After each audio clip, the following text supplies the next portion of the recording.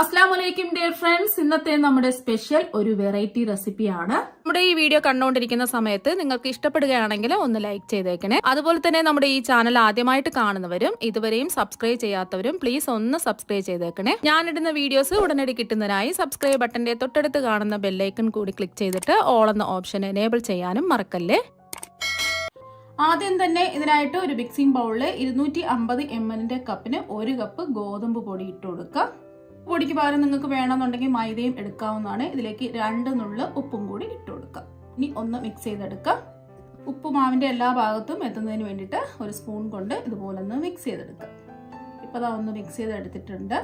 ഇനി അടുത്തതായിട്ട് വേണ്ടത് പാളയംകുടം പഴമാണ്. പഴം എടുക്കുമ്പോൾ നല്ല പഴുത്തിട്ടുള്ള പഴം വേണം എടുക്കാനായിട്ട്. പഴം എടുക്കുമ്പോൾ ഇതുപോലത്തെ തൊലി കറുത്ത പഴം വേണം എടുക്കാനായിട്ട്. സാധാരണ നമ്മൾ വീട്ടിലൊക്കെ വാങ്ങി വെച്ചിട്ട് ഇതുപോലെ തൊലിയൊക്കെ കറക്കുന്ന സമയത്ത് നമ്മൾ ആരും കഴിക്കാറില്ല, പ്രത്യേകിച്ച് പാളയംകുടം പഴം. അപ്പൊ അങ്ങനത്തെ ഒക്കെ പഴം വേണം എടുക്കാൻ വേണ്ടിയിട്ട്. നല്ല പഴുത്ത പഴമായിരിക്കണം. ഇനി ഒരു മിക്സിയുടെ ജാറിലേക്ക് 2 പാളയംകുടം പഴം ചെറുതായിട്ട് കട്ട് ചെയ്ത് ഇട്ട് കൊടുക്കാം. അപ്പൊ ഞാനിപ്പോ മീഡിയം സൈസ് 2 പാളയംകുടം പഴമാണ് എടുത്തിട്ടുള്ളത്. ഇനി ഇതിലേക്ക് മധുരത്തിന് വേണ്ടിയിട്ട് 250 ml കപ്പിന് 1/2 കപ്പ് ശർക്കരയാണ് ഇട്ട് കൊടുക്കുന്നത്. ശർക്കര ഞാനിപ്പോൾ പൊടിച്ചാണ് എടുത്തിട്ടുള്ളത്. അപ്പോൾ കല്ലും മണ്ണും ഇല്ലാത്ത ശർക്കര നോക്കി വേണം ഇതിനായിട്ട് എടുക്കേണ്ടത്. ഇതിലേക്ക് പകരം പഞ്ചസാര വേണമെങ്കിലും എടുക്കാവുന്നതാണ്. ഇതിലേക്ക് തിളപ്പിച്ചാറിയ 250 ml കപ്പിന് 1 കപ്പ് പാൽ ഒഴിച്ചു കൊടുക്കുക. ഇനി നല്ല പേസ്റ്റ് രൂപത്തിൽ ഒന്ന് അടിച്ചെടുക്കുക.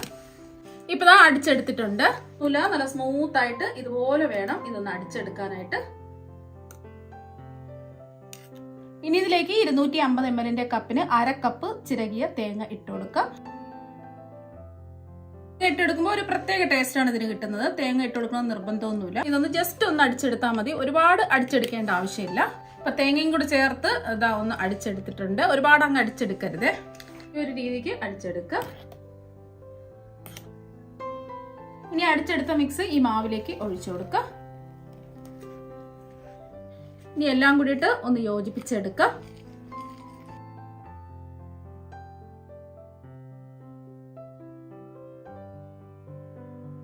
അപ്പം നമ്മുടെ ബാറ്റർ ഇതാ ഇവിടെ റെഡി ആയിട്ടുണ്ട്. ഈ ഒരു രീതിക്ക് വേണം ബാറ്റർ തയ്യാറാക്കി എടുക്കാനായിട്ട്. ഞാൻ ഇതിൽ എക്സ്ട്രാ വെള്ളമൊന്നും ചേർത്തിട്ടില്ല. 250 ml കപ്പിന് 1 കപ്പ് പാല് മാത്രമേ ഒഴിച്ചു കൊടുത്തിട്ടുള്ളൂ. നമ്മൾ എടുക്കുന്ന ഓരോ ഗോതമ്പ് പൊടിക്ക് അനുസരിച്ച് നമ്മൾ ഒഴിച്ചു കൊടുക്കുന്ന പാലിന്റെ അളവിന് വ്യത്യാസം ഉണ്ടാവും. അപ്പൊ ഇതിൽ ഒട്ടും തന്നെ വെള്ളം ചേർക്കരുത്. വെള്ളം ചേർക്കുകയാണെന്നുണ്ടെങ്കിൽ നല്ല പെർഫെക്റ്റ് ആയിട്ട് കിട്ടില്ല. അപ്പൊ പാല് വേണം ചേർത്ത് കൊടുക്കാനായിട്ട്. അഥവാ നിങ്ങൾക്ക് കട്ടി കൂടി പോയിട്ടുണ്ടെന്നുണ്ടെങ്കിൽ കുറച്ച് പാലും കൂടെ ചേർത്ത് ഒന്ന് ഇളക്കി യോജിപ്പിച്ചെടുത്താൽ മതിയാവും. ഈ ഒരു കട്ടിക്ക് വേണം ബാറ്റർ തയ്യാറാക്കി എടുക്കാൻ.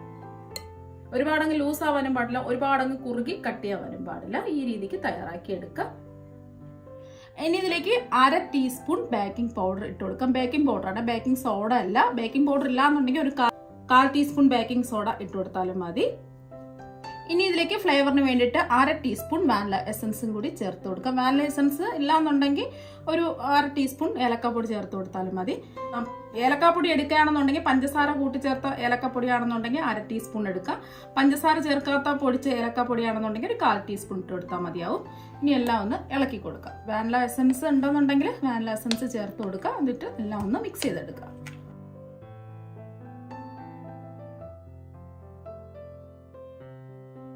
ഇനി ഇത് കുറച്ച് സമയം ഒന്ന് റെസ്റ്റ് ചെയ്യാൻ വേണ്ടി വെക്കാം.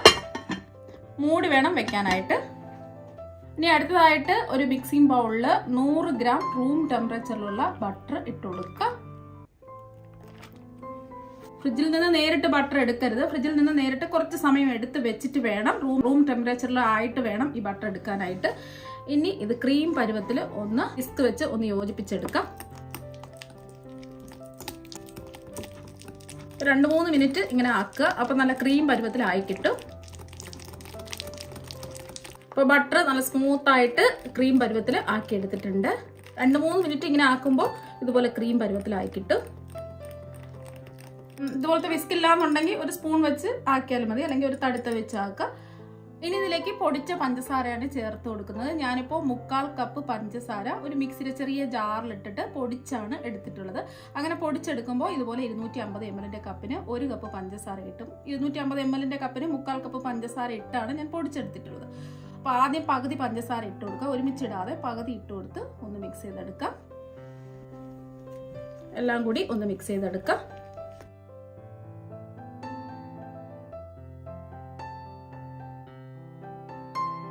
അടുത്ത പകുതിയും കൂടി ഇട്ട് കൊടുക്കുക. ഇനി എല്ലാം ഒന്ന് മിക്സ് ചെയ്തെടുക്കാം.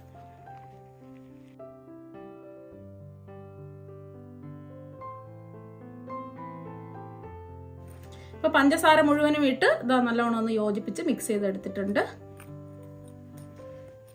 ഇനി ഇതിലേക്ക് ഒരു 1/4 കപ്പ് കൊക്കോ പൗഡർ ഇട്ട് കൊടുക്കാം. ഡാർക്ക് കൊക്കോ പൗഡറാണ് ഞാൻ എടുത്തിട്ടുള്ളത്. എന്നാൽ മാത്രമേ നല്ല കളർ ഉണ്ടാവുള്ളൂ. ഞാനൊരു 4 ടേബിൾ സ്പൂൺ കൊക്കോ പൗഡറാണ് എടുത്തിട്ടുള്ളത്. നല്ലോണം ഒന്ന് യോജിപ്പിച്ചെടുക്കാം.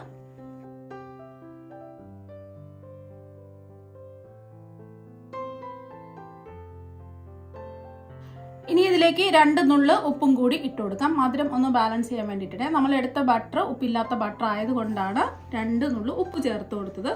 ഇനി ഇതിലേക്ക് ഒരു 1/2 ടീസ്പൂൺ വാനില എസൻസും കൂടി ഒഴിച്ചു കൊടുക്കാം.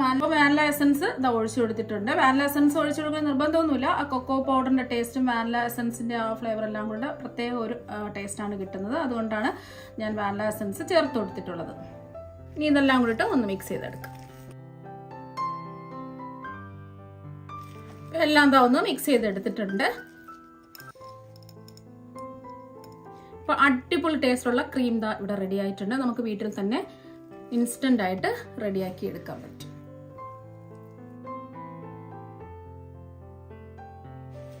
ഇപ്പൊ മാവ് റെസ്റ്റ് ചെയ്യാൻ വെച്ചിട്ട് ഒരു 15 മിനിറ്റ് ആയിട്ടുണ്ട്. ഒന്ന് ഇളക്കി യോജിപ്പിച്ചെടുക്കാം. മാവ് കുറച്ചും കൂടെ ഒന്ന് സ്മൂത്ത് ആയിട്ട് ഇതാ കിട്ടിയിട്ടുണ്ട്.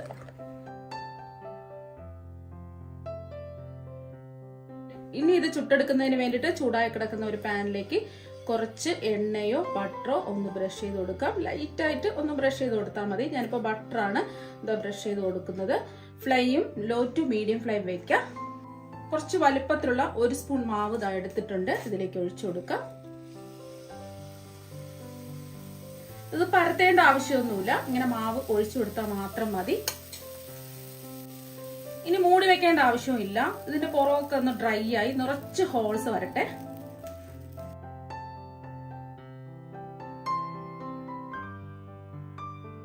ഇപ്പൊ 1 മിനിറ്റ് ആയിട്ടുണ്ട്. ഇതിന്റെ പുറമൊക്കെ എന്താ ഡ്രൈ ആയി നിറച്ച് ഹോൾസ് ഒക്കെ വന്നിട്ടുണ്ട്. ഇനി ഇതൊന്ന് തിരിച്ചിട്ട് കൊടുക്കാം. ഇതുപോലെ ഡ്രൈ ആയി നിറച്ച് ഹോൾസ് വരുമ്പോൾ മാത്രമേ ഇത് തിരിച്ചിട്ട് കൊടുക്കാവൂ. ഈ വശം ഒന്ന് വെന്ത് വരട്ടെ. ഒരു 30 സെക്കൻഡ് ഇങ്ങനെ ഇരിക്കട്ടെ. ഇപ്പൊ ഒരു 30 സെക്കൻഡ് ആയിട്ടുണ്ട്. കണ്ടില്ലേ, നല്ല പഞ്ഞു പോലെ ഇരിപ്പുണ്ട്. സാധാരണ നമ്മൾ പാളയംകുടം പഴമൊക്കെ കളയാറാണ് പതിവ്. അപ്പൊ നിങ്ങൾ ഇതുപോലെ ഒരു പ്രാവശ്യം പാളയംകുടം പഴം വെച്ചിട്ട് ഇതുപോലെ പാൻ കേക്ക് തയ്യാറാക്കി നോക്കുക. സാധാരണ പാളയംകുടം പഴമല്ല, നല്ല പഴുത്ത് തൊലിയൊക്കെ കറുത്തിട്ടുള്ള പാളയംകുടം പഴം വെച്ചിട്ട് വേണം ഇത് തയ്യാറാക്കി എടുക്കാൻ വേണ്ടിയിട്ട്. അടിപൊളി ടേസ്റ്റ് ആണ്. ആ പഴത്തിന്റെ ഒരു കുത്തലൊന്നും ഉണ്ടാവില്ല. ഇപ്പൊ ഇത് കുറച്ച് വലുപ്പത്തിലല്ലേ നമ്മൾ ചുട്ടെടുത്തിട്ടുള്ളത്. ഇനി അടുത്തതായിട്ട് മാവ് ഒഴിക്കുന്ന സമയത്ത് ബട്ടറോ എണ്ണയോ ഒന്നും ബ്രഷ് ചെയ്ത് കൊടുക്കേണ്ട ആവശ്യമൊന്നുമില്ല. ഇനി ഇതിലേക്ക് ഓരോ ടേബിൾ സ്പൂൺ വീതം മാവ് ഒഴിച്ചു കൊടുക്കാം. ഇത് ചെറിയ കുട്ടി കുട്ടി പാൻ കേക്കാണ്.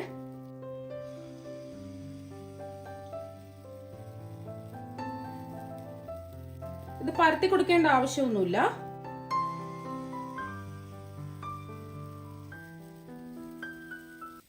Flame low to medium flame വെക്കാം. ഇപ്പൊ ഞാൻ ഇത് മൂടി വെക്കുന്നില്ല. ഒരു വശം ഡ്രൈ ആയി നിറച്ച് ഹോൾസ് ഒക്കെ വരട്ടെ.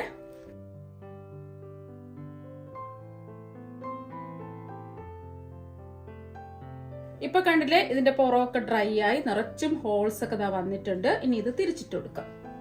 ഇപ്പൊ 1 മിനിറ്റ് കഴിഞ്ഞിട്ടുണ്ട്.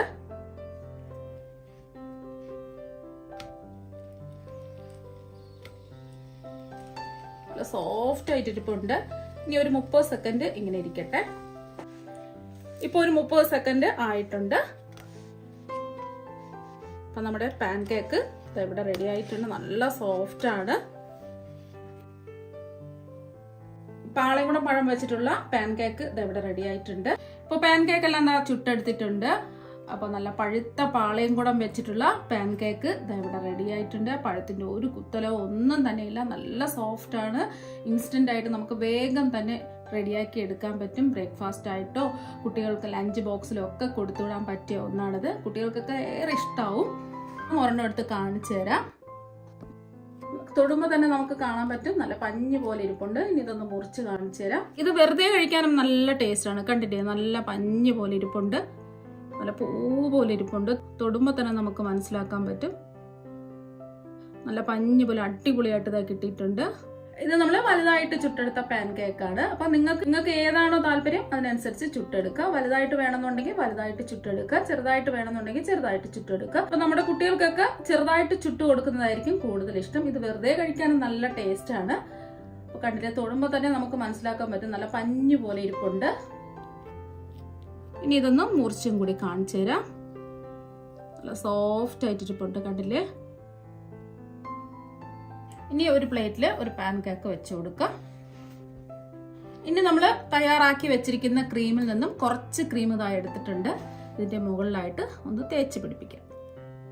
അപ്പം ഇത് തന്നെ വേണമെന്ന് നിർബന്ധമൊന്നുമില്ല, നിങ്ങൾക്ക് ഇഷ്ടമുള്ള ക്രീമൊക്കെ വെച്ച് കൊടുക്കുക. എല്ലാ ഭാഗത്തും ഒന്നാക്കി കൊടുക്കുക. എല്ലാ ഭാഗത്തും ഇതാക്കി കൊടുത്തിട്ടുണ്ട്. ഇതിന്റെ പുറത്ത് ഒരു പാൻ കേക്കും കൂടി വെച്ച് കൊടുക്കുക. ചെറുതായിട്ടൊന്ന് പ്രസ് ചെയ്ത് കൊടുക്കുക. ഇപ്പൊ കണ്ടില്ലേ, നല്ല അടിപൊളി ടേസ്റ്റുള്ള പാൻ കേക്ക് ഇവിടെ റെഡി ആയിട്ടുണ്ട്. അപ്പൊ വെറുതെ കഴിക്കാനും നല്ല ടേസ്റ്റ് ആണ്. ഇതുപോലെ ഫില്ലിംഗ് ഒക്കെ വെച്ച് കഴിക്കാനും നല്ല അടിപൊളി ടേസ്റ്റ് ആണ്. ഇങ്ങനെ തന്നെ ക്രീം ചെയ്യണമെന്ന് നിർബന്ധമൊന്നുമില്ല, നിങ്ങൾക്ക് ഇഷ്ടമുള്ള ക്രീമൊക്കെ വെച്ച് കൊടുക്കാം. പീനട്ട് ബട്ടറോ അങ്ങനെ ഇഷ്ടമുള്ള ക്രീമൊക്കെ നമുക്ക് വെച്ച് കൊടുക്കാം. അപ്പോൾ നിങ്ങൾ എല്ലാവരും പാളയംകുളം പഴം വെച്ചിട്ട് ഇതുപോലെ ഒരു പ്രാവശ്യം പാൻ കേക്ക് തയ്യാറാക്കി നോക്കുക. തീർച്ചയായും നിങ്ങൾക്ക് എല്ലാവർക്കും ഇഷ്ടമാകും. അപ്പൊ നമുക്ക് മറ്റൊരു വെറൈറ്റി വീഡിയോ ആയിട്ട് വീണ്ടും കാണാം. താങ്ക്